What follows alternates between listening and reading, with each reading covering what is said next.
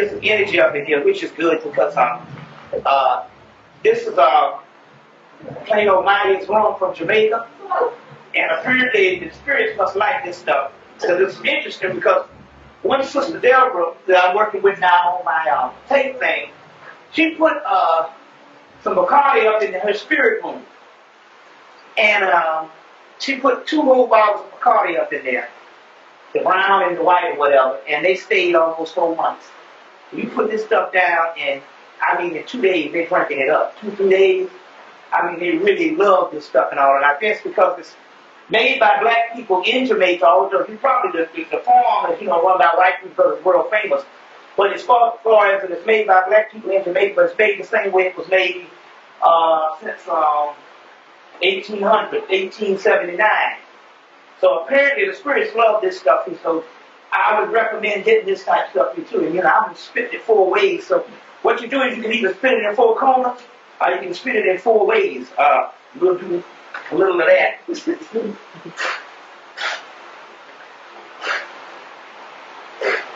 Or you can spit it in 4 corners. Now, I've been spitting this stuff, and this is some strong, dark rum. I've been spitting this stuff all summer. And messed around and developed a doggone acquired taste. But I messed around and I would spit it all summer. And then at the end of September, boy, I was up in the house and I was drinking some liquor or some shit and all that. Excuse the expression, but I said, this ain't doing it. And I drank this thing here and I believe I was on a whole other realm. I took me 2 shots of this and I believe I was on Sirius somewhere. But anyway, there was some sisters in Detroit, it was like 7-day Adventists for all their life. And then I think the spirit hit them and they decided they wanted to get into some consciousness. So they had some kind of way in the church that they just think that was wrong or bad for you. And this thing passed the test. Apparently passed the test and all. So we know down in Haiti there's a reason why they spit the wrong, but then again on the other hand, all the distilled stuff up here has got to be troubling. Who knows what they're giving the people.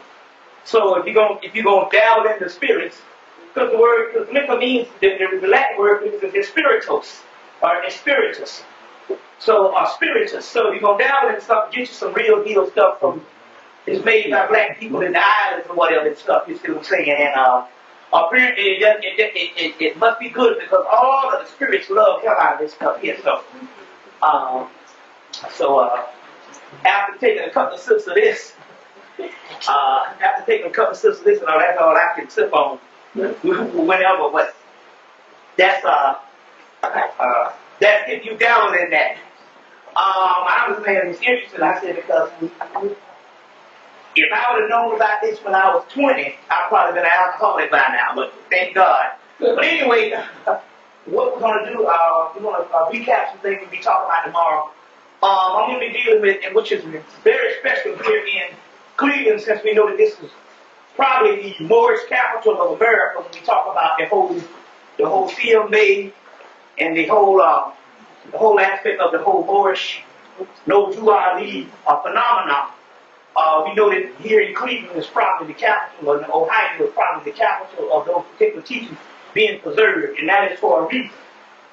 And it's also a reason that we understand that it didn't flourish as big as the so-called Nation of Islam. You know what I'm saying? International, because also we know now that what we have now is things that have become mass movements are becoming saturated. And they even did a study, the Jung Foundation did a study, a book called The Little Gnosticism, edited by Gene Sacco. They did a study on, when they broke down things, they said, well, what would be evil in this society if you break down things from the ancient world to the modern world? What would be one of the main evil forces? And the whole society came to the conclusion that was organized groups. Because something about organized groups, after so many members, always something goes wrong. The goals and the objectives at first is great, but then all of a sudden, you know what I'm saying, you've got too many Indians and no Indian chiefs, or too many Indian chiefs and no Indians. So something about the organized groups always goes astray. And which I would actually agree. If they talk about what is this modern evil, then it would be organized groups, because that's what you have fighting. Now there's an occult war that is going on all over the country, not just with black groups, but with white groups. The white groups are fighting, which is good. Because even Muhammad said, you will know the end when there's infighting amongst the elite. So there's black groups fighting, white groups fighting all over the place. And one of the keys is now, that they're all looking for black messiahs, which is very key. The guy wrote a book called The Zealotard, Mark Hetzel. It's a book that came out in this initiated book, and he died in 97. So another guy came in and took his biographical notes and put almost 100 pages of notes in the back of this guy's book called The Zealotard. Which was interesting about the guy, because I was noticing the bibliography, he didn't put a bibliography, but the bibliography is introduced into the index. And I was noticing something, he used geromancy. Now that is, you become persona non grata by using geromancy.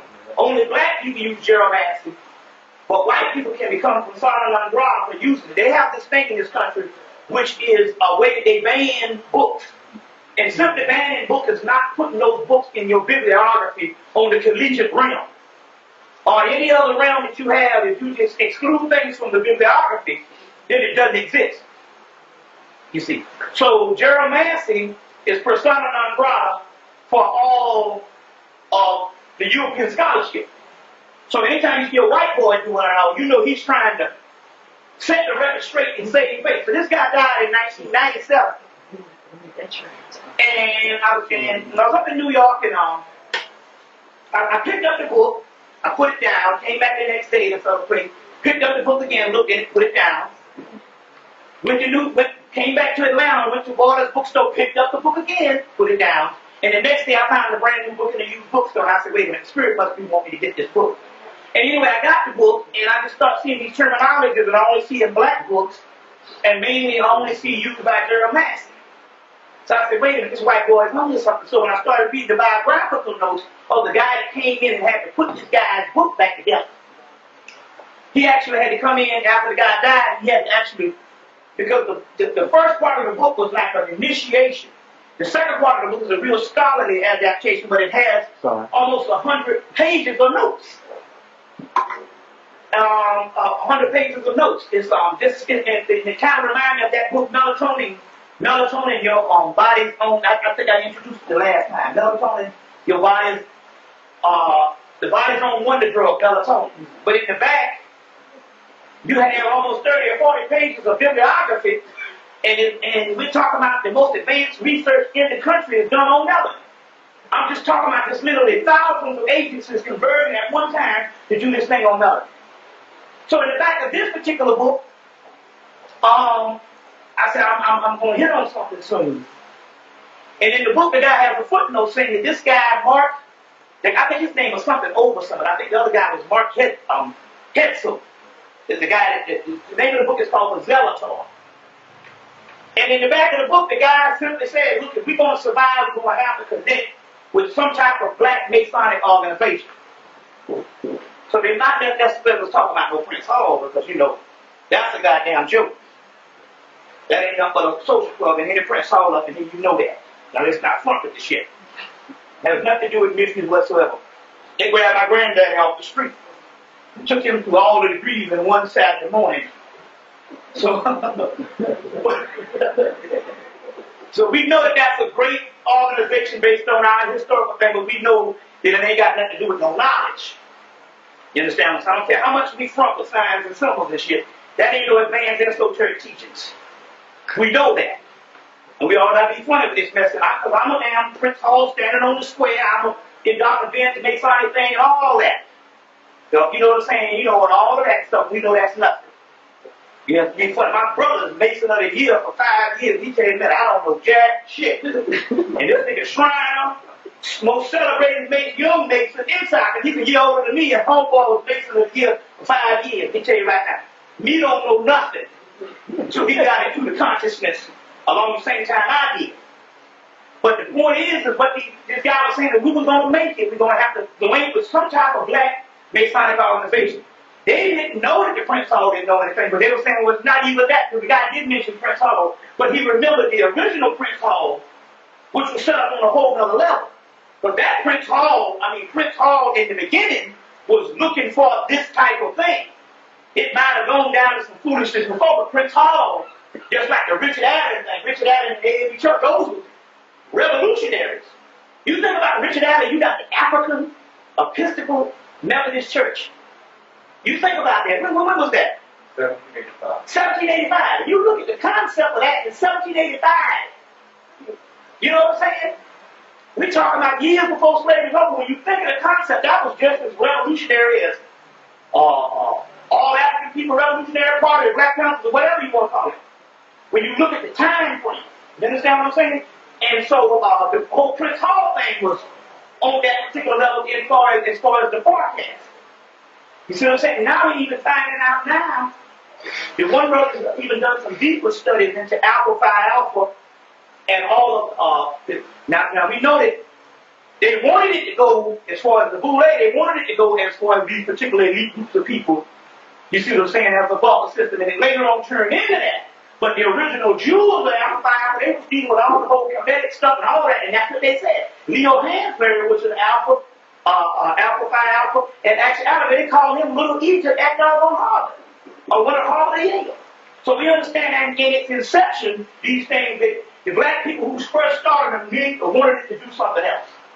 And it always, the government comes in and makes it into some other foolishness.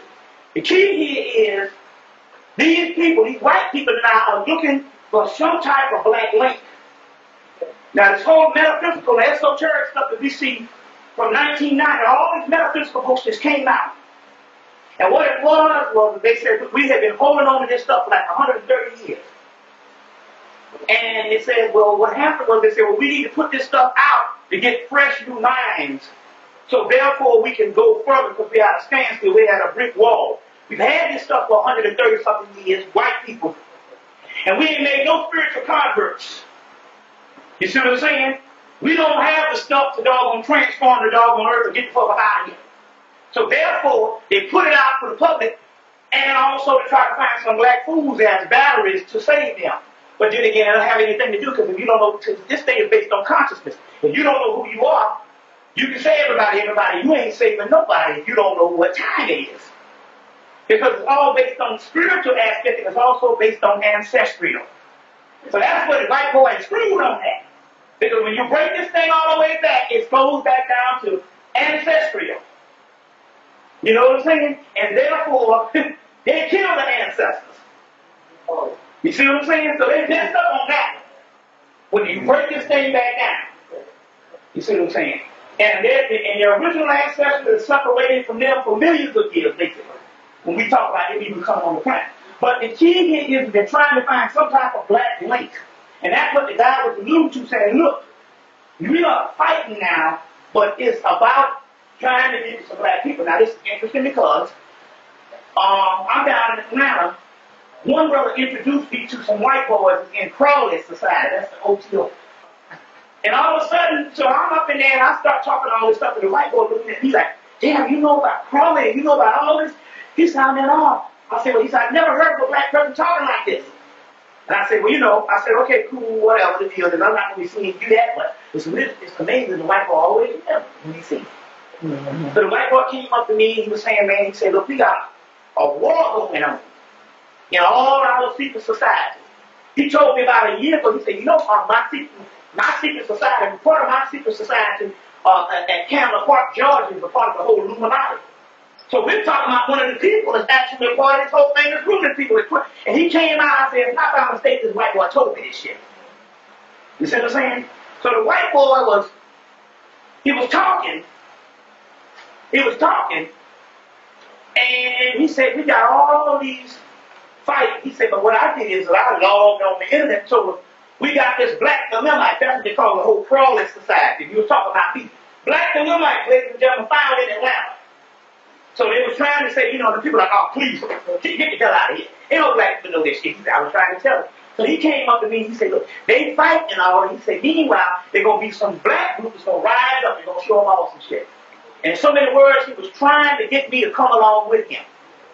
You see what I'm saying? Trying to recruit me, talking all night, trying to get me in because they need somebody to save them. Because they're running scared. Like take for instance, it's 75 degrees right now. And it's only a few days from November. You don't find that shit strange? I don't care where you are. Very strange. You know what I'm saying? You don't find that strange that I get on the doggone plane and the only thing I gotta take is a sweater? You know what I mean? It's a little cool tonight, but this is still strange.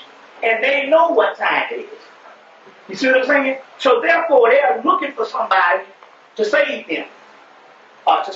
So what we're going to deal with on this particular part is we're going to deal with the esoteric things that the Moors introduced into Spain. We know that the whole Moor thing goes back millions of years, but we're talking about this esoteric stuff that they're cloaking and telling you New Age and secret societies, and you thinking it's all white people stuff. And all this stuff is the stuff that they preserved. You see what I'm saying? So there we take the instance like the whole Halloween thing, your Halloween.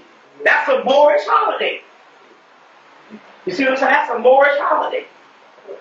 Your whole Halloween is a journey into the underworld. The underworld that you're thinking is hell or some ghouls and goblins. If you break it down esoterically, this means the deepest part of your subconscious mind. And everything is based on your subconscious mind. You see what I'm saying? What you call life is only a reflection of the subconscious aspect.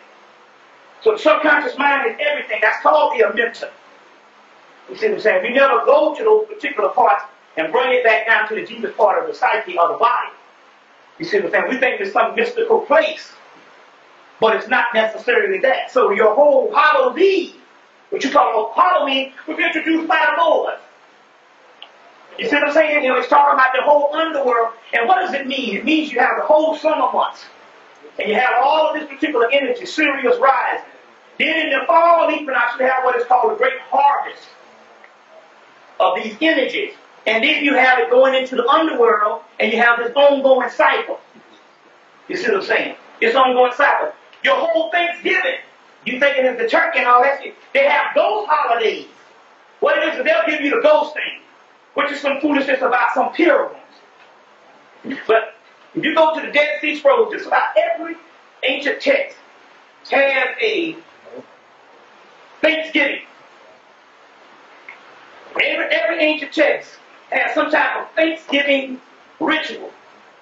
So apparently this is some type of conjunction at that particular time. So what it is, these secret societies, based on what the Moors have brought in, is still doing the same pattern of some type of ritualistic worship that was taught to them in the 16 universities in Spain. In Europe. So it's something we should do. Well, see, we get into that. And so what they'll do is they'll give you the foolishness, the turkey, the pumpkin, the whole thing with the Christian Jesus Christ thing. Meanwhile, there's a great esoteric junction of it up under. And they're going and doing some stuff based on the spring equinox, fall equinox, winter solstice, summer solstice. And so in other words, you cultivate energy. And we'll get into another part. One part about this is, and we'll deal with this also too and all, there's one applied art that most organizations don't know. There's one applied art as far as the way of actually get you the most energy, and that is sexual energy. We'll deal with that in a few minutes. But anyway, what you have here is you have these particular energy frequencies, spring equinox, fall equinox, summer solstice, winter solstice. All this stuff was taught to them by the Moors, and they still have this stuff preserved and still going on, but yet they give you the foolishness. You see what I'm saying? Blue moon, new moon, full moon. I mean, it's just tons of this particular stuff. In so many words, they're dealing with it on the whole occult level. And what they call it is, they just call it New Age. And all of this stuff is out of the runes. Those little rocks they throw, the runes. That's all coming out of Hemmitt, and brought into Europe by the Moors. So your whole rune thing. I mean, we just talk about various of disciplines. Your Tarot. Just about And one great thing is this whole Grail mythology. You talk about the whole Grail and the King Arthur's court and all that stuff. We'll get deeper into that particular one. King Arthur's court is supposed to be a court of a new Egypt. The word Camelot means Cam, black. Means black light. Black, and it means new place somewhere in the future of an extremity, as they call it, or an appendix or an annex of an original people supplanting in a new world. So in so many words, they talk about this in the Hermetic text, where there will be a group of Egyptians that will be extrapolated and put into a new land. And those ones will bring back the kingdom. So they came in and they took the Camelot mythology, it came to Spain, it came to France, it came to Ireland. When Britain conquered Ireland, they took the mythology and started calling that damn stuff Camelot and King Arthur. And it was Moorish science of people in the West. The word Osiris means West. Osir, in the West. So they were talking about a new group of people, a very remote and ancient people. That would be a sick people. That's called a fisher king. A wounded person psychologically. A very sick people. So sick that they need cosmic influence to save their ass, because ain't nothing gonna help them down here. But some divine influence. Now you know damn well they got to be talking about us. This is the mythology of the whole fisher king, the hurt king. But fish, Christ. Pisces, Christ, fish, the fisher king, ancient race of people. You have in Samaria, you have Honest, this fish person. Fish man, you know. They show pictures of him in the Sirius mystery book, Honest. They have the scaly fish. And that's talking about that same fish thing. You want to sit down, sister? And your brother's got some seats. You got a sister sitting up here, so you can unask and speak if you're hard here. You know, and let the sister sit down. You know, we'd much rather look at you. So this whole Camelot thing was talking about us. Britain took the dogma story when they conquered Scotland, Ireland, and vestiges of France. Because they had these wars for 100 years with France. They took this particular story, and now they are masquerading as royalty, all based on this whole Camelot thing. And even went to God and put Kennedy, and that called that the whole Camelot shit. So who will you do for this? But they are perpetrating the fraud, and the royalty is us. That's why Diana got taken out, because she didn't name the child King Arthur. They wanted him to be named Arthur, and she named him Philip. You see what I'm saying? So what we're talking about here is them trying to seize these group of people, just like your Hebrews. Your original Hebrews, but these Jews over there understood before World War II, the only people that could fulfill the book of Psalms would be the people in the West, the Africans in America and the Caribbean, the people who were the slave culture. And after World War II, you got this new group over here perpetrating the fraud. So everything that we got to be calling this whole royal thing is talking about one people and one people only. The black man in the diaspora. And mainly the ones in the hell, because this is the Camelot, the ones right here in America, we're the ones privy to the information. You know what I'm saying? That's the way it is. Let me get one other thing here that is very important to document this. Now they talk about this in the Hermetic text 5,000 years ago. They talk about this new Hemmitt. But it's interesting, in 1939, there's a brother went to the University of Chicago, because we are spiritual people, when you hold it down, the shit comes up in our DNA, and some stuff just opens up, and the white man goes, how the fuck did they know this? How did this be? Same thing they're saying about me. How can a nigga from Mother in South Carolina even teach a motherfucking shit? You see what I'm saying? How could this be? But every now and then it just is, because we are the God, the great old one. So in 1931, a guy by the name of Theodore P. Randolph, I think his name. I got it. I got it in the other bag. I'll announce the name. Went to the University of Chicago and did studies. And he did studies on papyrus and different things, and he made a startling evidence. The startling evidence he came up upon was this: that after the Arabs invaded Egypt, about a couple of years before Muhammad's death, you had large droves of Egyptians or Canaanites that fled to the West Africa. Now, spread to West Africa. You got your Dogon, all that stuff. You got all kind of remnants of Maasai. You got all kind of remnants of Warlock that Dion talked about, in Senegal. Fled to West Africa. Meanwhile, the scene shifts to the slave trade, or the time when the whole slave phenomenon and the white man coming in trying to deal with the slave thing. Now, it's key. The African are faced with a problem. Number one, the kings have to protect the people in their particular nation. That's the ones that they're obligated to protect from going into slavery. So they make deals. Meanwhile, you got some homeless niggas over here from Hemmitt, because Hemmitt was taken over by the Arabs. So give up the damn scrubs. So you have a lot of them saying, look, because, it's based on if you don't have a nation, if you some scrubs. These are very advanced, but they said these people were very sophisticated, and there was a jealousy. Now, you might think that's a bullshit, but I tell you what happened. The goddamn government came in and they confiscated every fucking book. Every book. But a few black people in Chicago from 1939 got a hold of one or two of these books. So we might think it's crazy, but the government didn't think it was crazy. The government went to war on a man and his book, and they got every last book.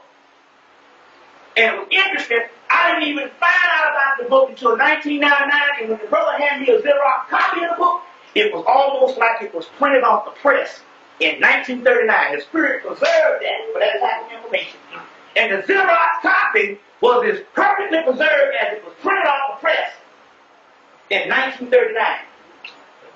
And so these people were very sophisticated, they were very advanced, and there was a lot of jealousy going on. So it was a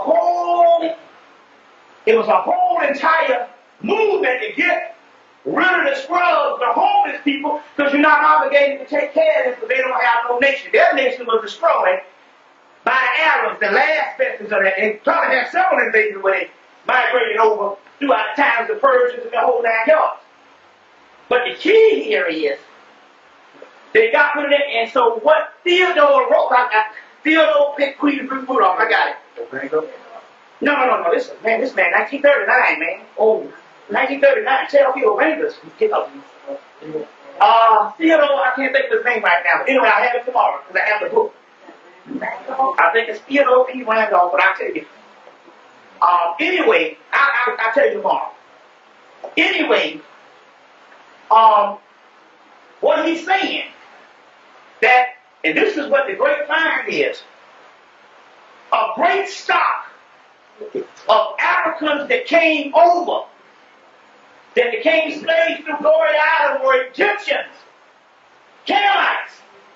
Because there's a whole argument in the whole Afrocentric movement saying, well, why y'all get into the Egyptian thing? You all are West Africans. And what he's saying, that's not necessarily true. And he did a study, and the pictures that they took of the black women in Chicago in 1939, they were almost identical to the statues at the University of Chicago and in Cairo and in the British Museum. It was almost a perfect likeness, and he did his particular thesis and his work, and the pictures he showed, he proved that they were Egyptians or Canaanites. This goes all the way back to this, but the actual document from the Hermetic text said there will be a group of Egyptians. Say, I'm a living example, my name is Hemmitt. Well, it's changed that way. Hemmitt is my name, and Hemmitt is my name from birth. I didn't put that out when I became conscious, and I traced it all the way back. All the way back to Kemet. From Kemet, Morocco, Moors. When the Moors were expelled, somehow we got hooked up with some French and became some French slaves. And came to Spain and ended up in Oklahoma, where they found a stela in Oklahoma of Akhenaten's teaching before they even excavated his tomb. So the family lineage, I traced it all the way back to Hemmitt. So I'm trying to say is we got proof of that right now. So the point here is, this whole notion that we're not Egyptians is full. You see what I'm saying? And this bears witness to what is this Camelot thing and who are these people that's supposed to rise up? So this is the basis of the Moorish teachings. You see what I'm saying? That we'll be dealing with also too. Let's go into a question and answer, and let's go into a question and answer for our, what's that? Why are they trying to get us to save them? How are they going to get? This is just their notion. Well, it's simple. We the people. We the people. They understand that number one, and the Gnostic text says that the later day beings cannot have salvation because they're not capable of it. So what are they talking about? They're not talking about moralism.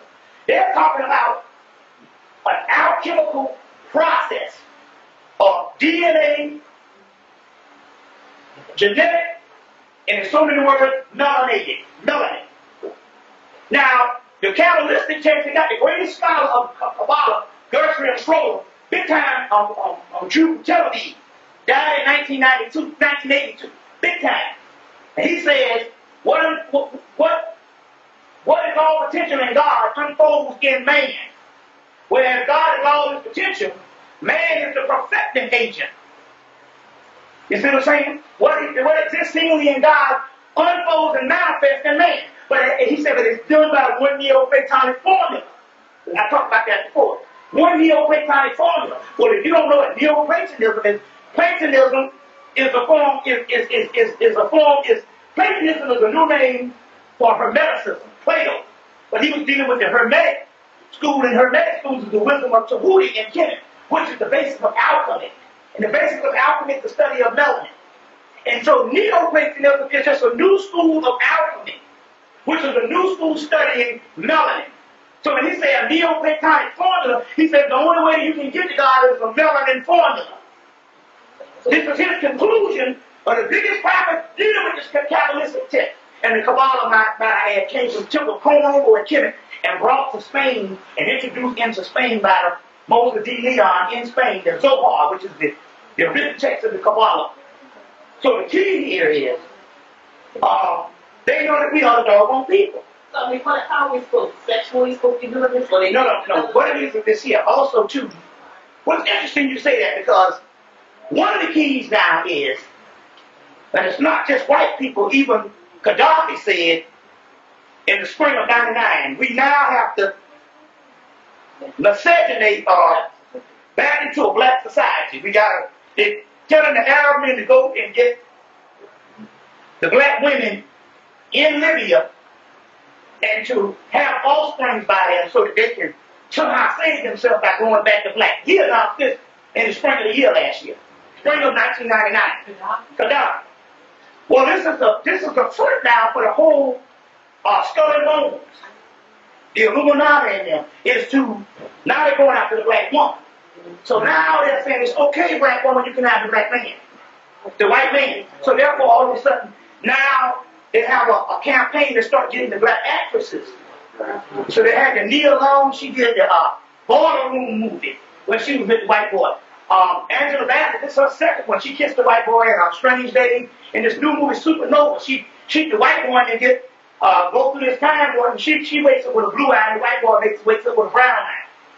So they're doing this stuff here because they're trying to doggone graft themselves, as the nation would say, back into black. You see what I'm saying? Now it's interesting here because on the AME one year they did a whole special on the skull and bones, and they had all these black women going into the damn society. I'm like, wait a minute. They had these black women, they knocked on the door, and they said, they knocked on the door, and if you weren't one of those, you couldn't get inside. But these black women was going in this thing. So that meant, but it's interesting because I met this brother. I think I talked about this last time. I met a brother that was married to one of my homegirls, and I saw him this summer, and I saw him in the spring of the year, And I said, man, I haven't seen you in 3 or 4 years. He said, I left town. I'm just now moving back. He said, you know, I got to be your homegirl, and I married a PhD psychologist. And he said that she used to be married to a white boy who was skull and bone. And he said that they got married. She had 2 children for him, and he threw her in a mental institution. And the only way she got out of the mental institution because she was so tight with her shit with the psychology they had to let her go. But she had to flee, but she couldn't get her children because the whole key was he needed the offspring. So that's why the judges marry people in power. They always put. Well, it is interesting because even with the Clinton thing in this doggone army man they had, you know, the chief of staff was married to the black girl. You know, the Clinton administration, this guy, he's over the Pentagon or something, right? He married this black girl. Yeah. Why did they celebrate that? Mm-hmm. That's all to put this particular to make it fashionable for you to go get the white man because they understood no matter how crazy the black man say you are, you still prefer the black man in mass. Because we can say what the hell we want. We can now say in 2000 that we didn't have an epidemic of black women going with white men. That's right. Now we might have a few out here and we might get upset, but the black man has got this epidemic. But we can't say the sister, I don't care how crazy they say you are. One thing about it, you prefer brother. And that goes down to the sexual thing because now the white girls is coming out now saying the same thing. The white boy's rhythm is off. There's a 1 or 2 little strokes that he can't get. And he comes to the sex thing.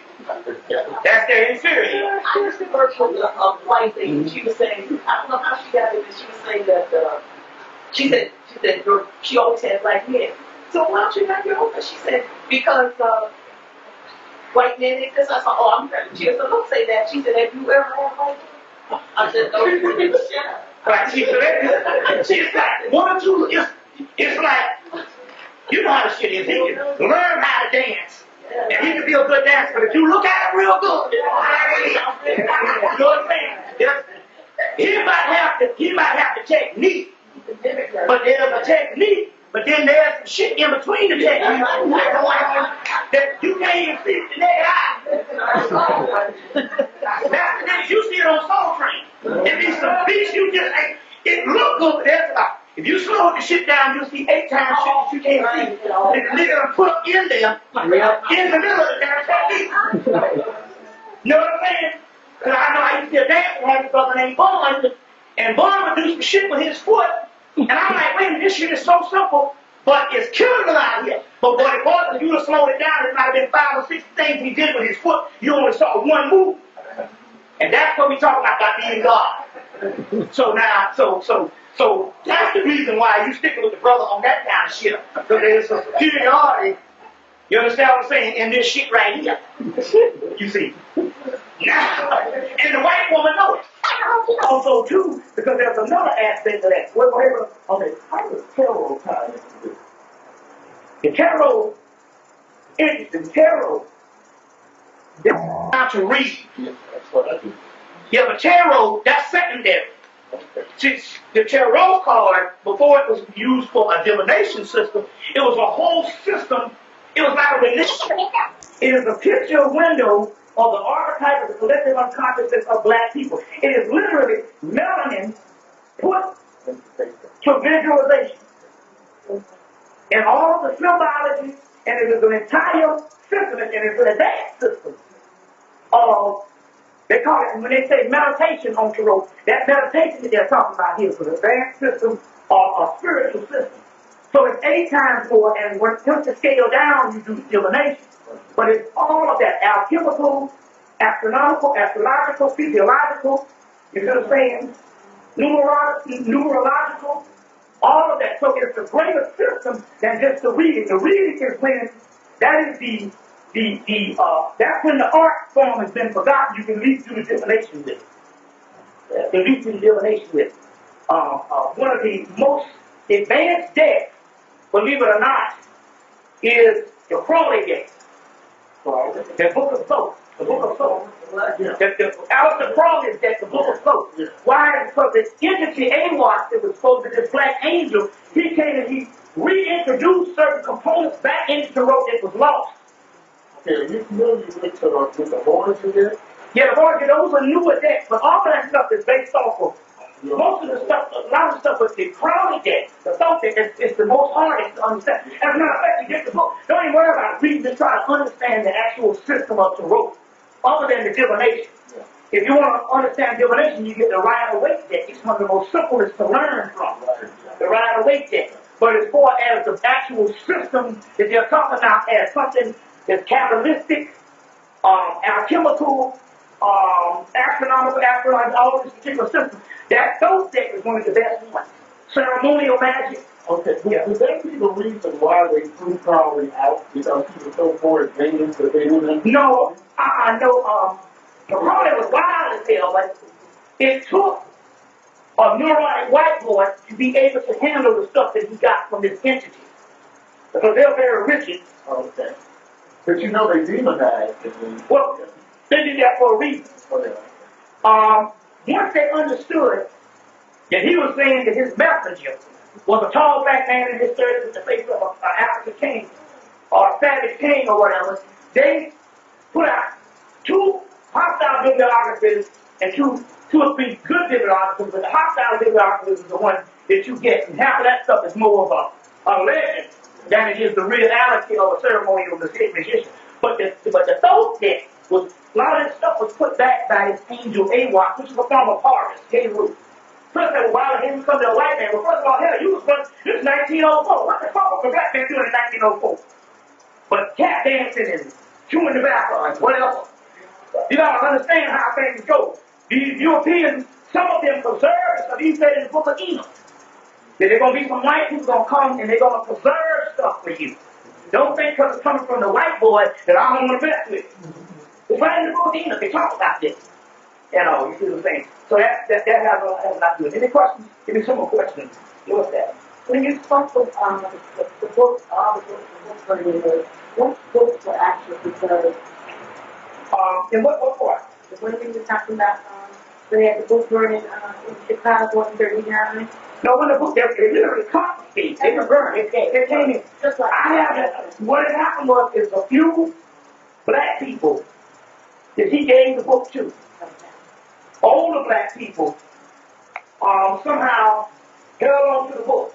Now, had we have known this in the Afrocentric movement in the late 80s, early 90s, we could have done studies on this thing. We just found out about it recently, but they kept the book. And so, when I was in Chicago, I actually ran into a brother that actually had the book that he had got from an older brother. Now, mind you, it's still written in 1939 when he said, well, if we do this and all, we might get the Europeans to accept us. This is 1939. You know, you got to understand, you got to read things with a grain of salt. But his thesis of us being Canaanites or Egyptians, that particular book, we do have a couple of copies that is floating around. I happen to have an own one. It's called Whence Comes the Negro? No, no. God Wills the Negro or something like that. God Wills the Negro is the name of it. I'll have to tell you tomorrow. I know his name is Theodore P. Okay, that's I'll tell you that tomorrow. What's that?